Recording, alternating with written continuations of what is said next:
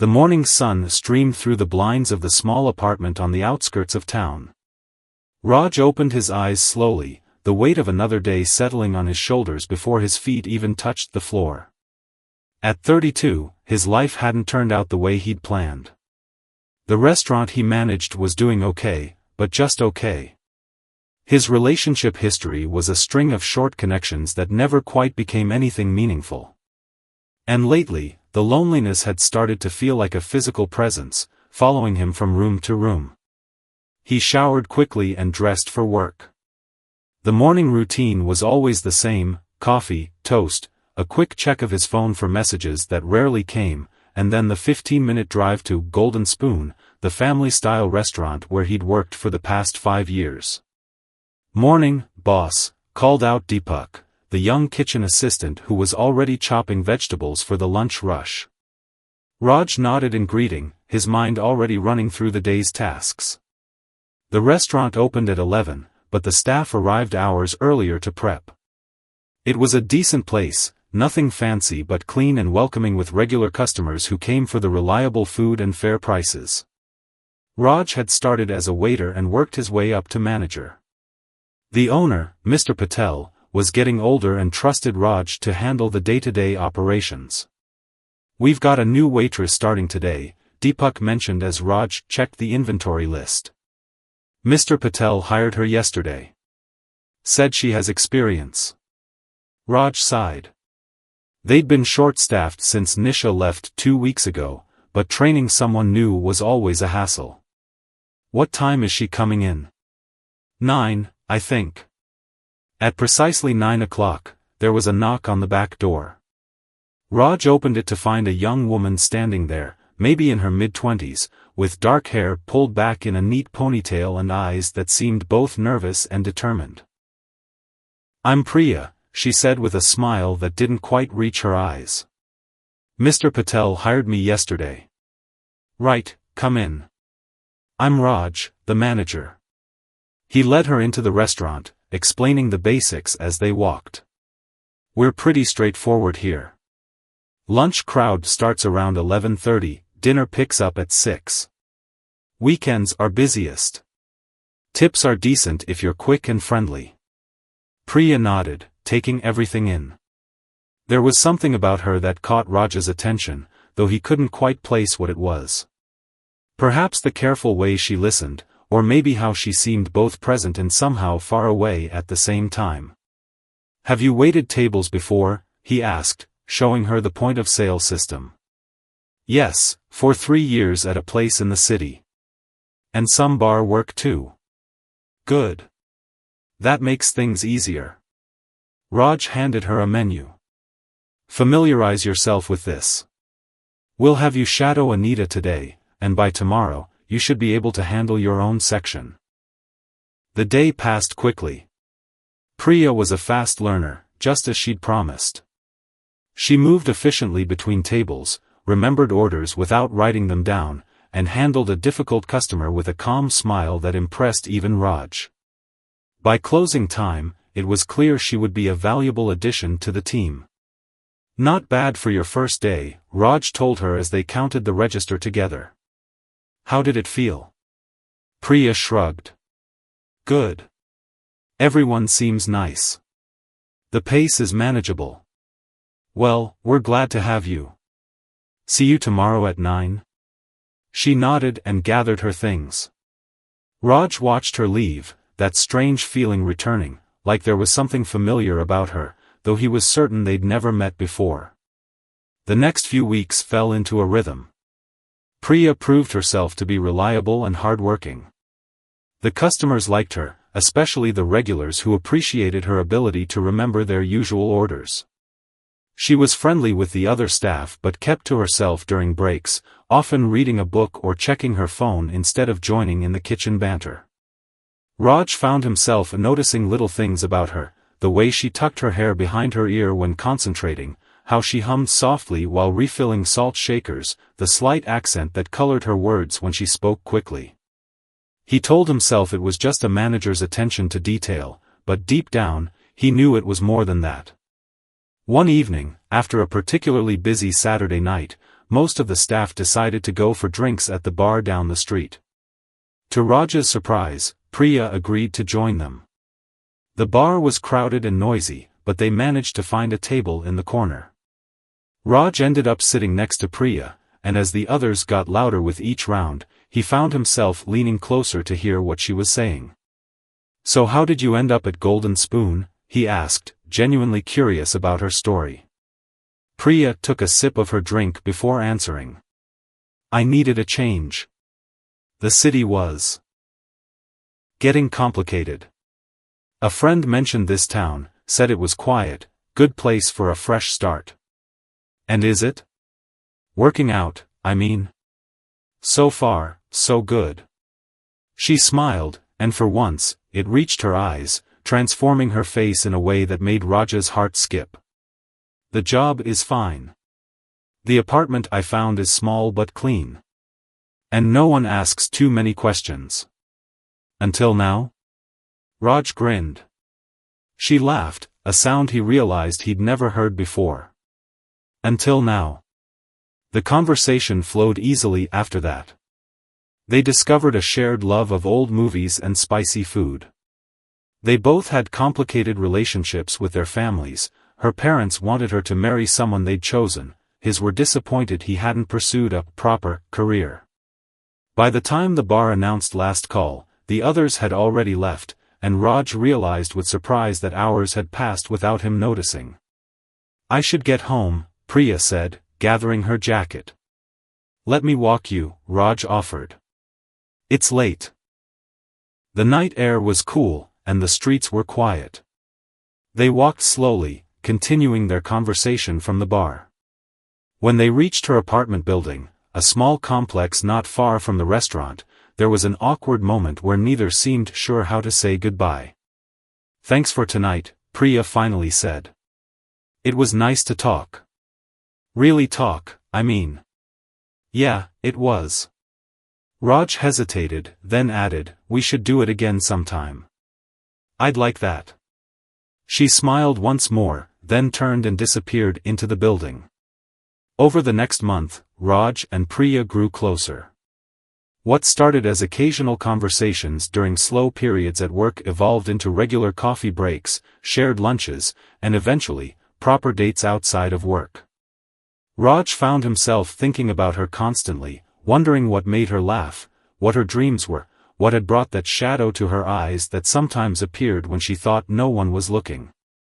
There were moments when Priya seemed on the verge of telling him something important. She would get a distant look, take a deep breath, but then the moment would pass, and she would change the subject. Raj didn't push. He sensed whatever it was, she needed time. And then came the night that changed everything. They had been seeing each other for nearly 3 months. The restaurant had closed early for a plumbing issue, and they had gone back to Raj's apartment to watch a movie. One thing led to another, and they ended up in his bedroom, their feelings for each other expressed in ways words couldn't capture. Afterward, lying in the quiet darkness, Priya's head resting on his chest, Raj felt a contentment he hadn't experienced in years. Maybe ever. "I think I'm falling in love with you," he whispered, surprising himself with the admission. Priya went still in his arms. Then, slowly, she sat up, pulling the sheet around herself. In the dim light from the street lamp outside, he could see tears glistening in her eyes. "What's wrong?" he asked, instantly concerned. "I'm sorry if that was too much, too soon." "We can slow down. No," she interrupted. "It's not that. I feel the same way. That's what makes this so hard." "Makes what hard?" Priya took a deep, shaky breath. "There's something I need to tell you. Something I should have told you weeks ago, but I was afraid. And then, as we got closer, I became even more afraid because I knew I could lose you." Raj sat up too, a knot of anxiety forming in his stomach.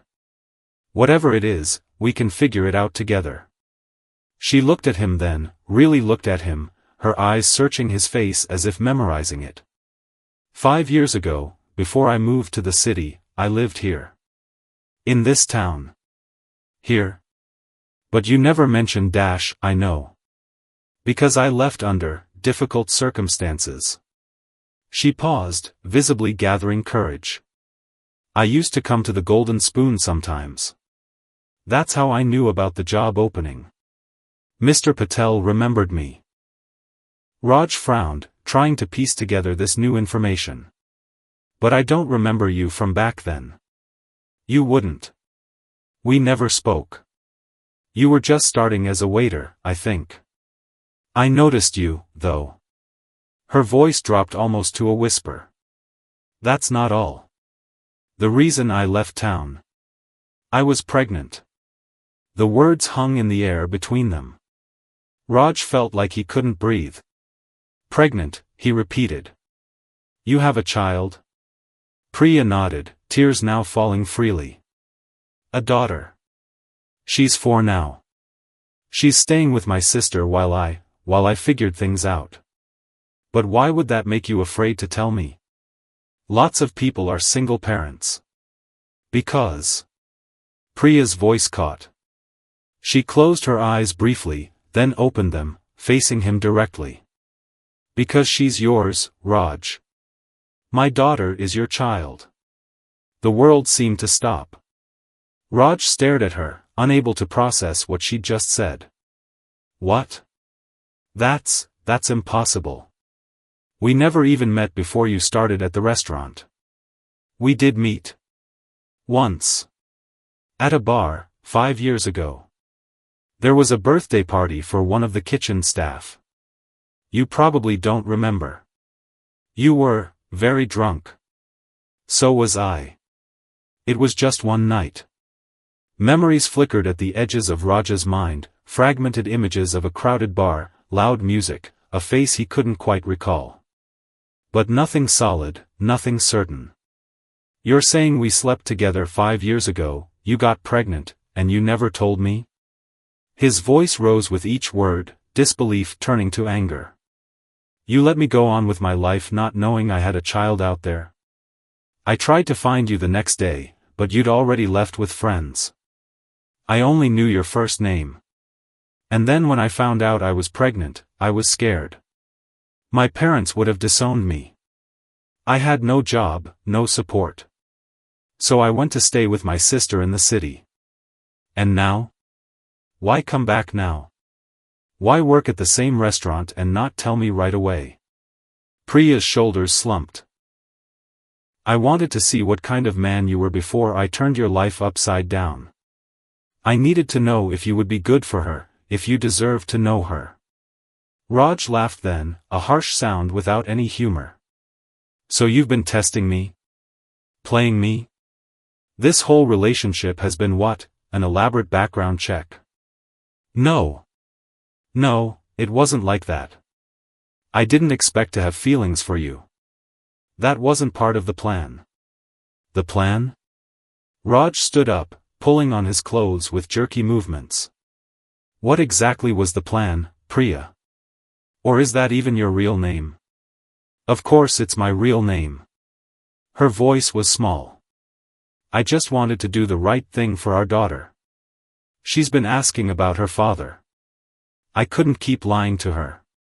Raj stopped, his shirt half-buttoned. You've told her about me? Just that her father didn't know about her. That it wasn't his fault. Priya wiped at her tears. I have pictures.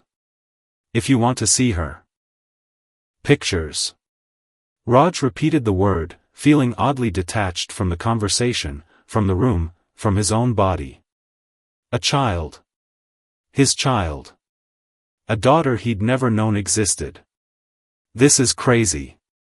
How do I even know you're telling the truth? We can do a DNA test if you want. I expected that. It's only fair. Raj paced the small room, running his hands through his hair. I need time to think. It's too much. I understand. Priya got up and quickly dressed. I'm sorry for dropping this on you like this. I should go. He didn't stop her. Couldn't find the words. As the door closed behind her, Raj sank onto the edge of the bed, his mind spinning with questions, doubts, and a strange, unexpected feeling beneath the shock and anger, a tiny spark of possibility. Raj barely slept that night. He lay awake staring at the ceiling, his mind replaying Priya's words over and over. A daughter. 4 years old. His child, supposedly, from a night he couldn't even remember. When his alarm went off at 6, he'd already been up for hours. He called Mr. Patel and, for the first time in 5 years, said he needed a day off. The old man didn't ask questions, just told him to take care and that they'd manage without him. By mid-morning, Raj found himself sitting in a small park near his apartment, watching families with their children. Little girls on swings, their laughter carrying across the playground. Fathers pushing strollers, holding tiny hands, carrying small backpacks shaped like animals. Everyday scenes he'd passed 1,000 times without really noticing. Now, each one felt like a reminder of what he might have missed. His phone buzzed in his pocket. A text from Priya: "I understand if you never want to see me again. But please don't punish her for my mistakes. She deserves to know her father." Raj stared at the message, a mix of emotions churning inside him. Anger at Priya for keeping this secret. Fear of what this meant for his future. And underneath it all, a growing curiosity about the child. His child? He still wasn't sure he believed it. After an hour of sitting there, watching families come and go, he made a decision. He texted back, "I want the DNA test. And I want to see the pictures." The reply came almost immediately, "Thank you. Can we meet somewhere neutral? The coffee shop on Oak Street at 2 p.m? I'll be there." The coffee shop was quiet in the mid-afternoon lull. Raj arrived first and chose a table in the corner, away from the few other customers. He ordered a coffee but left it untouched, his stomach too knotted to drink. Priya arrived precisely at 2, looking as though she hadn't slept either. She sat down across from him, placing her bag carefully on the chair beside her. "Thank you for coming," she said softly. "I'm not promising anything," Raj replied, his voice stiffer than he'd intended. "I just want the truth." She nodded, accepting his terms. "I brought the pictures." From her bag, she pulled out a small photo album and slid it across the table. "Her name is Isha." Isha. The name settled in Raj's mind as he reached for the album. His hands shook slightly as he opened it. The first picture was of a newborn, wrapped in a pink blanket, tiny face scrunched up against the world. The second showed a chubby 6-month-old sitting in a high chair, food smeared across her face and a gummy smile lighting up her eyes. With each turn of the page, Isha grew, her first steps, her second birthday with cake all over her face, riding a tricycle, dressed as a butterfly for what looked like a school play. And then, on the last page, a recent photo. A 4-year-old girl with dark curly hair and a gap-toothed smile, wearing a yellow dress and holding a stuffed elephant. She was looking directly at the camera, her expression curious and fearless. Raj stared at the photo, searching for himself in her features. The shape of her eyes, maybe. The way her smile lifted higher on one side. But it was hard to be sure. "She looks like you," Priya said quietly, watching his face. "Everyone says so." "I wouldn't know," Raj replied, still studying the picture. "I need more than a resemblance." "I know. I've researched the DNA testing options." She pulled out a printout from her bag. "This clinic can do it. They promise results in 3 business days." Raj took the paper, scanning the details. "And if the test shows I'm not the father? What then?" Priya met his gaze steadily. "Then I'll apologize for disrupting your life, and we'll both move on. I'll find another job, another town if necessary. And if I am the father? Then." She hesitated, choosing her words carefully. Then that's for you to decide. How involved you want to be, what kind of relationship you want with Isha. I'm not asking for money, or for us to be together if that's not what you want. I just believe she deserves to know her father, and you deserve to know your daughter. Raj closed the photo album, pushing it back toward Priya but keeping the printout about the DNA test. I'll call them today. Get it scheduled. Thank you, she said, relief evident in her voice. She hesitated, then asked, Would you like to meet her? Before the test results? She's coming this weekend. My sister is bringing her. No, Raj said firmly. Not until I know for sure. I don't want to get attached if there's a chance she's not mine. Priya nodded, understanding in her eyes. That's fair. As they left the coffee shop, there was an awkward moment when Raj almost reached for her hand out of newly formed habit before catching himself. This wasn't a date. This wasn't even a relationship anymore. It was a mess of complications and unanswered questions. What about work? He asked suddenly, realizing they would have to see each other at the restaurant. I can ask Mr. Patel to schedule us on different shifts, Priya suggested. At least until we figure things out. No, Raj decided after a moment. That would just make people talk. We're adults. We can be professional. But being professional proved harder than Raj had anticipated. The next day at Golden Spoon, every interaction with Priya felt strained and awkward. The easy rapport they developed over the past months had vanished, replaced by stilted exchanges about table assignments and customer orders. The other staff noticed, exchanging curious glances when they thought neither Raj nor Priya was looking. By the end of the shift, Raj had a pounding headache. He retreated to the small office at the back of the restaurant to do the day's accounting, grateful for the solitude. A soft knock on the door interrupted him. Come in, he called, expecting Deepak with a question about tomorrow's deliveries. Instead, Priya entered, closing the door quietly behind her. I'm sorry to bother you, she said. But the clinic called. They can see us tomorrow at 10 a.m. Both of us? Raj asked, surprised. They need DNA samples from both the potential father and the child, she explained. I'll bring Isha. You just need to provide a cheek swab. Raj nodded, making a note in his phone calendar. I'll be there. Thank you. She turned to leave, then paused, her hand on the doorknob. For what it's worth, I am truly sorry for how I handled all this. I know I should have told you from the beginning. Before Raj could respond, she was gone, leaving him alone with his thoughts once more. That night, he found himself pulling out old photos from 5 years ago, searching for any memory of the night Priya had mentioned. He found a few pictures from work parties and staff outings, but none with Priya in them. Still, as he flipped through them, vague impressions began to surface: loud music, too many shots, his friends encouraging him to talk to a girl at the bar. Could it have been her? The details remained frustratingly out of reach. The next morning, Raj arrived at the clinic 10 minutes early.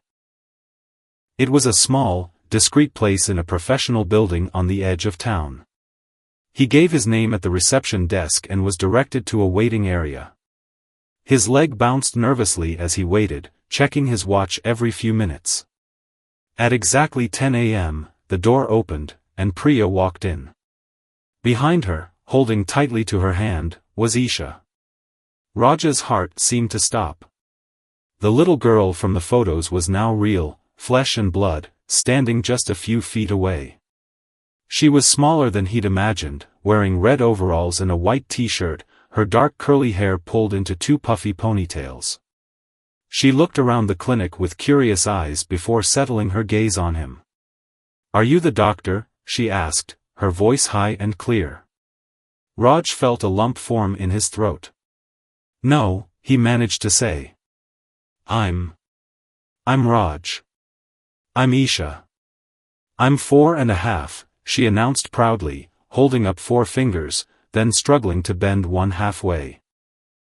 That's very grown up, Raj replied, not knowing what else to say. Priya guided Isha to a chair, carefully avoiding Raj's eyes. The nurse will call us soon, she said softly. The wait was mercifully short. A nurse in blue scrubs appeared, clipboard in hand. Sharma family, she called.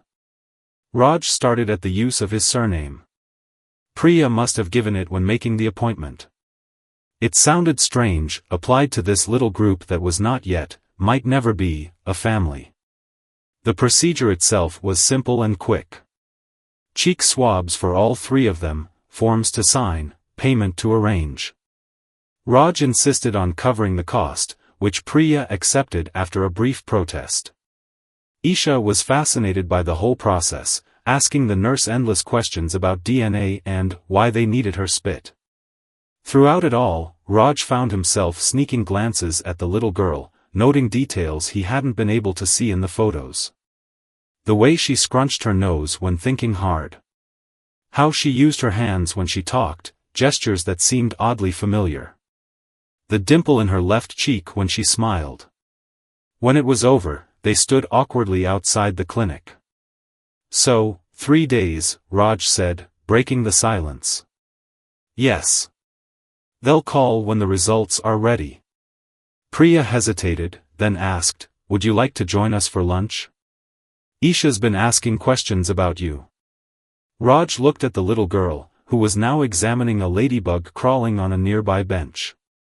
What have you told her about me? Just that you're a friend who works with me at the restaurant. I didn't want to say more until we know. Raj considered the invitation. Part of him wanted to run, to keep his distance until the test results came back. But another part, a part that grew stronger the longer he watched Isha play with the ladybug, wanted to know more about her. Okay, he heard himself say. Lunch sounds good. They went to a small pizza place a few blocks away, the kind with crayons and paper tablecloths for kids to draw on. Isha immediately set to work creating a colorful masterpiece of scribbles and shapes, chatting the whole time about her school, her friends, her favorite toys. Raj found himself enchanted by her energy, her openness, her unguarded curiosity about the world. He answered her questions about the restaurant and what it was like to be the boss, and she solemnly told him that when she grew up, she wanted to be either a dinosaur scientist or a firefighter or maybe a pizza maker. Those are all excellent choices, he told her, surprised by how natural it felt to talk to this small person who might be his daughter. Throughout the meal, he caught Priya watching them, a mixture of hope and worry in her eyes. He knew she was wondering the same thing he was, what would the test results show? And what would happen after? As they were finishing their meal, Isha yawned widely, the morning's excitement catching up with her. I think someone needs a nap, Priya said, wiping pizza sauce from Isha's cheek. I'm not tired, Isha protested, even as she rubbed her eyes. We should get going anyway, Raj said, signaling for the check. I have to head back to the restaurant for the dinner shift. Outside, as they prepared to part ways, Isha suddenly turned to Raj.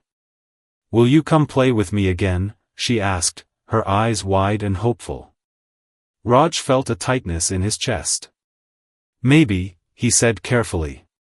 We'll see. Isha accepted this with a nod, then surprised him by stepping forward and wrapping her small arms around his legs in a quick hug. Bye, Mr. Raj, she said brightly, then skipped back to Priya's side. Raj stood frozen, the warmth of that tiny embrace lingering. Goodbye, Isha, he managed to say. As he watched them walk away, hand in hand, a thought struck him with the force of a physical blow. Whether or not the DNA test confirmed she was his biological daughter, he was already beginning to care for her. The 3 days of waiting felt like 3 years to Raj. He threw himself into work, staying late at the restaurant, reorganizing the storage room, updating the menu design, anything to keep his mind occupied. But no matter how busy he kept his hands, his thoughts constantly drifted to Isha. That gap-toothed smile. The serious way she'd concentrated on her drawing. Her small hand in his when she'd said goodbye. He and Priya maintained their professional relationship at work, speaking only when necessary about orders and schedules. The tension between them was obvious to everyone, but no one dared to ask what had happened. Rumors spread anyway, that they'd broken up, that Raj had cheated, that Priya was leaving town. None came close to the truth. On the third day, Raj was in the middle of interviewing a potential new chef when his phone rang. The caller ID showed the clinic's number. His heart hammered against his ribs. "I need to take this," he told the confused applicant, stepping outside into the alley behind the restaurant. "Hello? Mr. Sharma? This is Valley Medical Clinic. Your test results are ready. Would you like to come in to discuss them? Can't you just tell me over the phone?" Raj asked, his free hand clenched into a fist at his side. "We prefer to deliver this kind of information in person, sir. But I can confirm that we have conclusive results." Raj closed his eyes, leaning against the brick wall. "I'll be there in 30 minutes. He ended the call and immediately texted Priya, "Clinic called. Results are in. Meeting them in 30 minutes. Her reply came instantly, "On my way. Isha is with my sister." Raj returned to the interview, apologized, and rescheduled for the following week. Then he told Mr. Patel he had an emergency and needed to leave. The old man just nodded, concern in his eyes. "Whatever it is, son, I hope it works out," he said, patting Raj's shoulder. The drive to the clinic was a blur. Raj found himself rehearsing reactions to both possible outcomes. If the test was negative, relief? Disappointment? If it was positive, fear? Joy? He couldn't predict how he would feel. Priya was already in the waiting room when he arrived, her hands clasped tightly in her lap. She looked up when he entered, her face pale with anxiety. "Have they told you anything?" he asked, sitting beside her. She shook her head. "They're waiting for us both." A nurse appeared and led them to a small consultation room where a doctor in a white coat waited. She introduced herself as Dr. Kapoor and invited them to sit. "We have the results of your paternity test," she said, opening a folder. "Before I share them, I want to confirm that you both want to receive this information together?" They nodded, neither trusting themselves to speak. "Very well." The doctor looked at them kindly. "Based on the DNA analysis, the probability of paternity is 99.9998%. Mr. Sharma, you are the biological father of Isha." The words hit Raj like a physical blow. He was vaguely aware of Priya gasping beside him, her hand flying to her mouth. But all he could hear was a rushing in his ears, all he could feel was his heart pounding. He was a father. He had a daughter. A 4-year-old daughter he hadn't known about until days ago. "Mr. Sharma? Are you all right?" The doctor's voice seemed to come from far away. Yes. I just..." He couldn't form a coherent sentence. Looking at Priya, he saw tears streaming down her face. "I'll give you two a moment," Dr. Kapoor said gently, standing. "Take all the time you need." As the door closed behind her, silence filled the room. Raj stared at the piece of paper the doctor had left on the desk, the official report confirming his paternity. "I told you," Priya finally whispered. "I knew she was yours. I've always known." Raj nodded, still processing. "I have a daughter," he said, more to himself than to Priya. "Yes. And she's amazing." Priya hesitated, then asked the question that hung between them. "What do you want to do now?" It was the question Raj had been asking himself for 3 days. What did he want? What kind of father could he be to a child he'd just met? What responsibility did he have to Priya after all this time? "I want." He took a deep breath, organizing his thoughts. I want to know her. I want to be part of her life. Fresh tears fell from Priya's eyes, but these seemed different, tears of relief, perhaps even joy. She'll be so happy. She's already asking when she can see you again. What does she know about me? About why I haven't been in her life? Just that you didn't know about her, Priya said. That sometimes grown-ups make complicated decisions, but it wasn't because you didn't want her. Raj nodded, grateful for Priya's discretion. When can I see her again? Today, if you want. They're at my apartment. Raj stood, suddenly certain. Let's go now.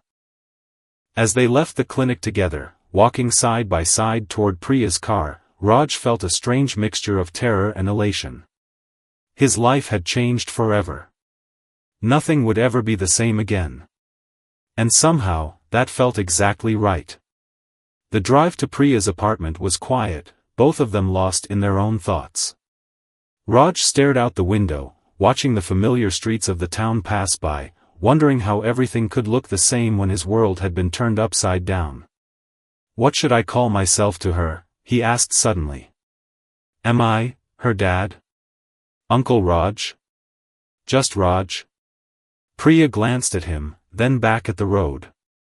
What do you want her to call you? I don't know, he admitted. Dad feels. I haven't earned that yet. You don't have to decide everything today, she said gently. We can take it slow. Let her get comfortable with you first. They pulled up in front of a small apartment building. Raj recognized it as the one where Priya lived, where he'd dropped her off after dates, where they'd spent evenings watching movies and talking about everything except the truth that now stood between them. My sister knows you're coming, Priya said as they walked up the stairs. She's protective of Isha. And me. I understand, Raj said, though he felt a flicker of nervousness. Another person to judge him for a past he couldn't remember and decisions he never got to make. Priya opened the door to her apartment. Inside, they found Isha sitting on the floor with colorful blocks, building what looked like a lopsided castle. A woman who resembled Priya, but with shorter hair and glasses, stood from the couch as they entered. Mommy! Isha jumped up, running to Priya. Then she noticed Raj. Hi, Mr. Raj. Did you come to play with me again? Raj crouched down to her level, finding it easier to face this life-changing moment at eye level with the small person who had changed his life. I did. If that's okay with you? Isha nodded enthusiastically. I'm building a castle for my elephant.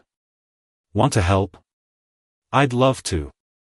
As Raj moved to join Isha on the floor, he felt the older sister's eyes on him, evaluating, measuring.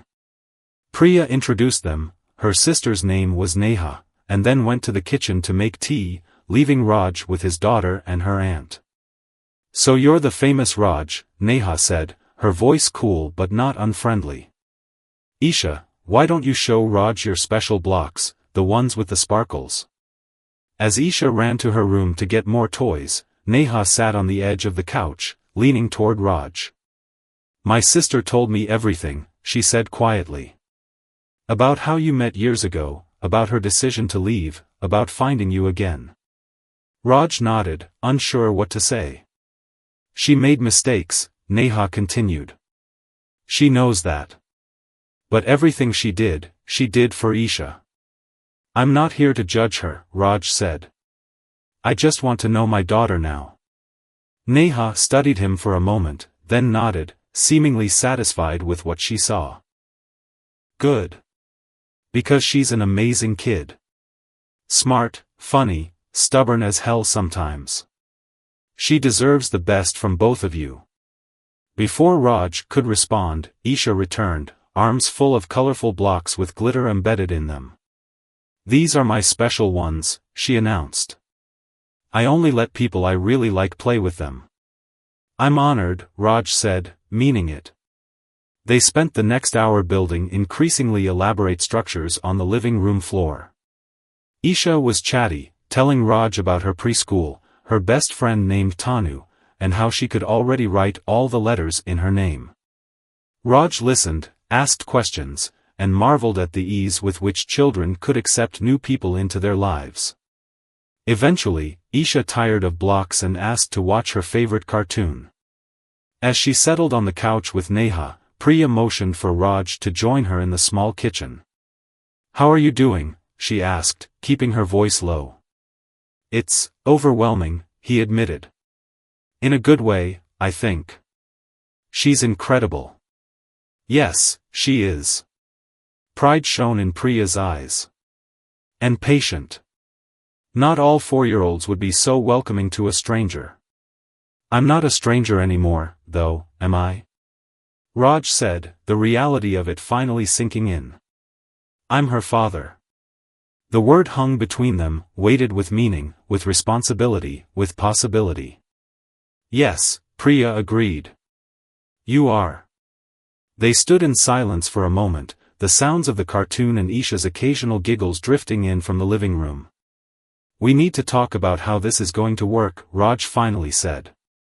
"Practical things. Visits, schedules, all of it." "We do," Priya agreed. "But not everything has to be decided today." From the living room, Isha called out, "Mommy." "Mr. Raj. You're missing the best part." They shared a small smile, the first moment of genuine warmth between them since the night everything had changed. "Coming, sweetheart," Priya called back. They joined Isha on the couch, the little girl insisting on sitting between them. As the cartoon played, Isha leaned comfortably against Raj's arm, accepting his presence as if he'd always been there. The simple, innocent gesture brought unexpected tears to his eyes. This was his daughter. His flesh and blood. A person he'd helped create but hadn't known existed until days ago. And somehow, despite everything, she was accepting him without question. As the cartoon ended, Isha yawned widely, the excitement of the day catching up with her. "Nap time, I think," Priya said, standing. "Say goodbye to Mr. Raj for now. You'll see him again soon." Isha looked up at Raj, her eyes serious. "Promise you'll come back?" The question hit him like a punch to the heart. He wondered how many adults had made promises to her that they hadn't kept. How many times she'd asked her mother about the father she didn't have. "I promise," he said firmly. "I'll always come back." Satisfied, Isha gave him a quick hug, then allowed her mother to lead her to her bedroom for her nap. Left alone with Neha, Raj felt the weight of the other woman's gaze on him once more. "She's going to get attached to you very quickly," Neha warned. "Children do. So be very sure about that promise you just made." "I am sure," Raj said, meeting her eyes. "I missed 4 years of her life. I won't miss any more if I can help it." Neha studied him, then nodded, a small smile finally warming her features. "Good. She deserves that." In the days that followed, Raj and Priya established a tentative routine. He would visit Isha every evening after work, sometimes just for an hour before her bedtime. They played games, read stories, and slowly got to know each other. Isha accepted his presence with the easy adaptability of childhood, delighted to have a new person who paid attention to her and brought her small gifts, a stuffed dinosaur, a book about firefighters, colorful hair clips shaped like butterflies. At work, Raj and Priya maintained their professional relationship, but the tension between them had eased. They weren't back to what they had been, Raj wasn't sure they ever could be, but there was a new kind of partnership forming, centered around their daughter. A week after the DNA results, Raj sat at his kitchen table late at night, making lists. He'd always been organized, planning everything from the restaurant's inventory to his personal finances with careful attention to detail. Now he applied that same methodical approach to becoming a father. He wrote down everything he knew about Isha, her favorite foods, spaghetti and strawberries, not together, her bedtime, 7:30 p.m., with at least 2 stories, her allergies, cats and peanuts, her fears, thunder and the vacuum cleaner. He made notes about preschool schedules, doctor appointments, upcoming birthdays. He researched child development for 4-year-olds, bookmarking websites about appropriate activities and milestones. As he worked, a thought kept returning: his apartment wasn't suitable for a child.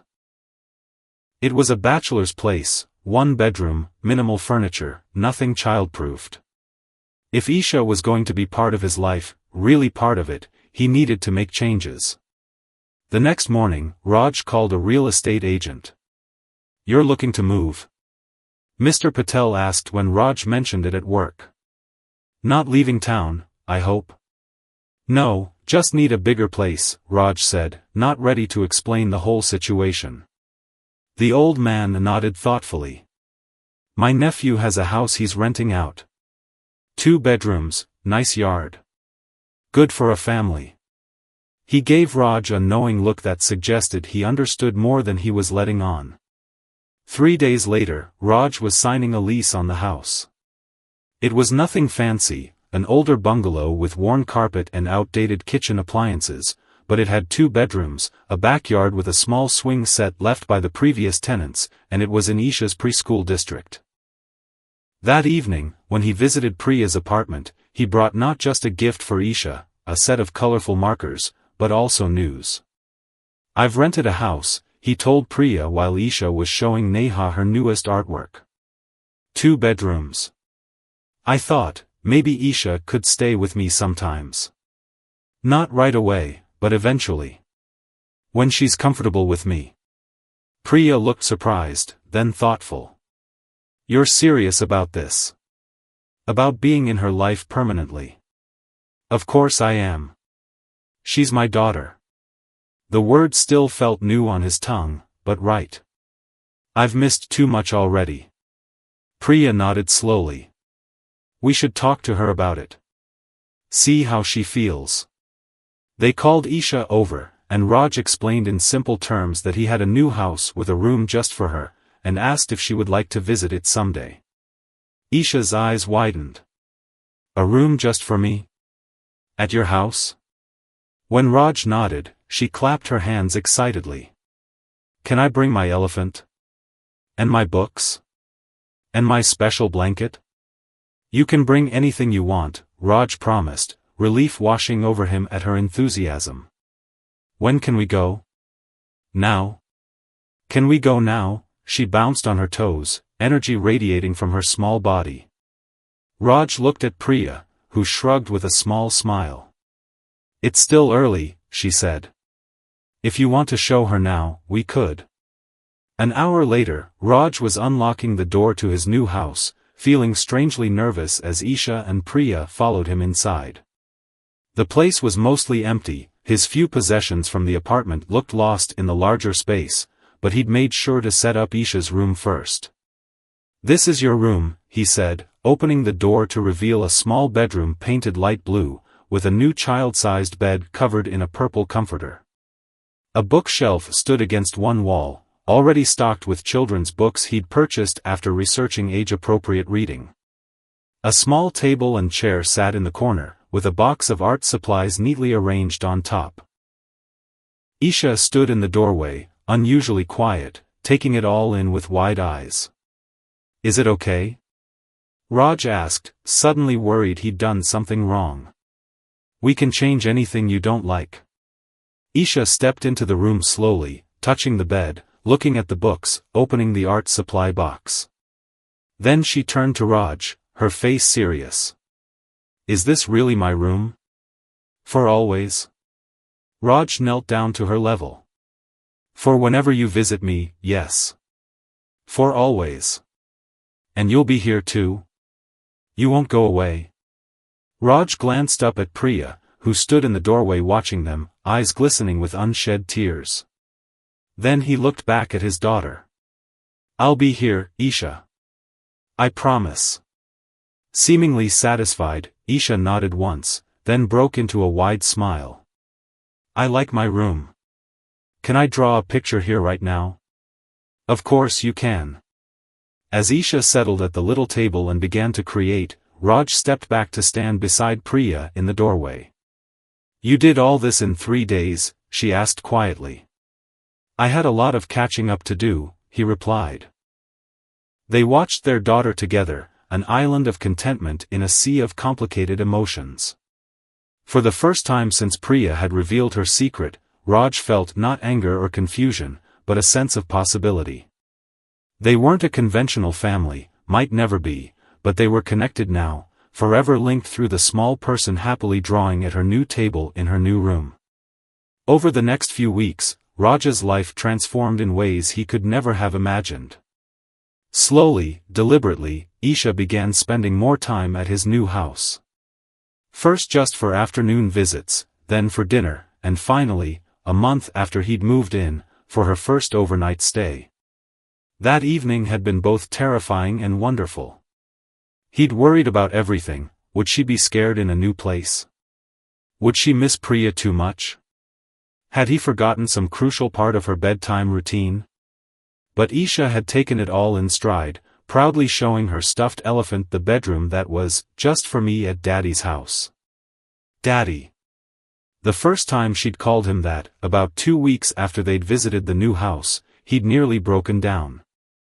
They'd been at the park, Isha going down the slide again and again while Raj waited at the bottom to catch her. After one particularly fast descent, she'd looked up at him with pure joy and said, "Again, Daddy. Push me again." He'd frozen for a moment, the word echoing in his ears. Priya, who'd been sitting on a nearby bench, had looked up sharply. But Isha hadn't noticed anything unusual, already scrambling back up the ladder for another turn. Later, when Isha was out of earshot, Priya had asked if he was okay with Isha calling him that. "Yes," he'd said without hesitation. "I am." Now, as he tucked Isha into her bed at his house for the first time, the word felt natural coming from her sleepy lips, "Good night, Daddy." "Good night, sweetheart," he whispered, kissing her forehead. "Sweet dreams." He left her door cracked open and a small night light glowing, just as Priya had instructed. Then he settled on the couch with his phone, sending Priya a quick text, "She's asleep." Everything went fine. 3 dots appeared immediately, then, "Good. Call if she needs anything. I can be there in 15 minutes. Raj smiled at the phone. Despite their complicated history, he and Priya were finding their way to a new kind of relationship, not romantic partners, but co-parents. There were still awkward moments, still conversations that ended abruptly when they strayed too close to unresolved feelings. But for Isha's sake, they were making it work. The next morning, Raj woke early to make Isha's favorite breakfast, pancakes shaped like animals, or at least his amateur attempts at animal shapes. She squealed with delight when she saw them, proclaiming his lopsided creations to be the best elephant pancakes ever, even though he'd been aiming for rabbits. When Priya came to pick her up, Isha ran to her mother with a happy hug, chattering excitedly about her sleepover. "And Daddy made elephant pancakes, and we're going to plant flowers in the backyard next time, and can I bring my paint set when I come again?" Priya smiled, meeting Raj's eyes over their daughter's head. "It sounds like you had fun. The best fun," Isha declared. After Isha had gathered her things and was buckling herself into Priya's car, "I can do it myself, I'm a big girl," Priya lingered on the doorstep. "Thank you," she said quietly. "For what?" Raj asked, genuinely confused. "For this. For making her so happy. For not." She hesitated. "For not holding my mistakes against her." Raj shook his head. "She's innocent in all this. And besides," he added, surprising himself with the realization as he spoke, "I'm not angry anymore." "Not really?" Priya looked at him searchingly. "No? Don't get me wrong," he said. "I still wish you'd told me sooner. I wish I hadn't missed those first 4 years. But I understand why you did what you did. And now, we just have to move forward." She nodded, a weight seeming to lift from her shoulders. Moving forward sounds good. The following Tuesday was Isha's preschool play, a simple production where the 4-year-olds each pretended to be a different animal in the forest. Isha had been assigned the role of a squirrel, and she took her responsibility of gathering acorn props very seriously. Raj arrived early, securing seats near the front. When Priya arrived, he waved her over to sit beside him. It was their first truly public appearance as co-parents, and he could feel curious eyes on them, parents and teachers wondering about their story. But as the lights dimmed and the children filed onto the small stage, none of that mattered. Isha spotted them immediately, her face lighting up as she waved enthusiastically, forgetting the teacher's instructions to stay in character. Raj and Priya waved back, both beaming with parental pride that transcended any awkwardness between them.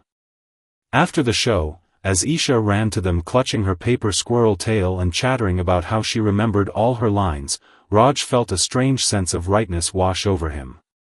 This wasn't the family he'd imagined for himself. It was messier, more complicated, built on a foundation of secrets and missed opportunities. But watching Isha's face as she looked back and forth between her parents, both there to support her, both loving her fiercely, he knew he wouldn't trade it for anything. That night, after dropping Isha and Priya back at their apartment, Raj sat in his too-quiet house, looking at the drawings Isha had stuck to his refrigerator, the small shoes by the door, the children's books scattered on his coffee table. In just a few short weeks, this space had transformed from a house to a home, Isha's energy and love filling every corner. His phone buzzed with a text from Priya. Isha wants to know if you'll come to her parent-teacher conference next month. It's on the 18th at 4 p.m. Raj smiled as he typed his reply, wouldn't miss it for the world. She'll be thrilled, Priya wrote back. Then, after a moment, we both will. Looking at those words, Raj felt something shift inside him. The anger that had gripped him when he first learned Priya's secret had faded completely, replaced by something he hadn't expected, gratitude.